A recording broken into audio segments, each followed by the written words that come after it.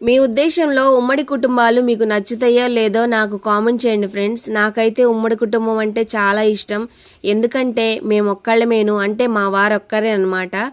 తోడుకోడళ్ళు, బావగారులు, మరుదులు మాకు అలా ఎవ్వరూ లేరు. వాళ్ళందరూ ఉంటే ఏ అవసరం వచ్చినా, మన ఇంట్లో ఏ చిన్న ఫంక్షన్ అయినా వాళ్ళ నెత్తి మీద వేసుకుని చేస్తారు కదా ప్రతి ఒక్కళ్ళు. అలా కొంతమందిని చూస్తే నాకు మాత్రం బాగా బాధగా ఉంటుంది లోపల.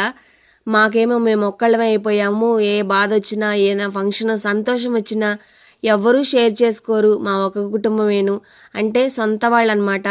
ఇలా పెద్ద మావయ్య గారి పిల్లలు, చిన్న మావయ్య గారి పిల్లలు వాళ్ళందరూ ఉన్నా కూడా మన ఇంట్లో మన తోడుకోడళ్ళు, మన అక్క చెల్లెళ్ళు ఉంటే బాగుంటుంది కదా అని నాకు అనిపిస్తూ ఉంటుంది. ఎంత దగ్గరగా ఉందామన్నా మనల్ని చేర్చుకోరనమాట. అందుకే నాకు ఆ బాధ కలుగుతుంది. సొంత వాళ్ళు ఉంటే బాగుండు అని చెప్పి.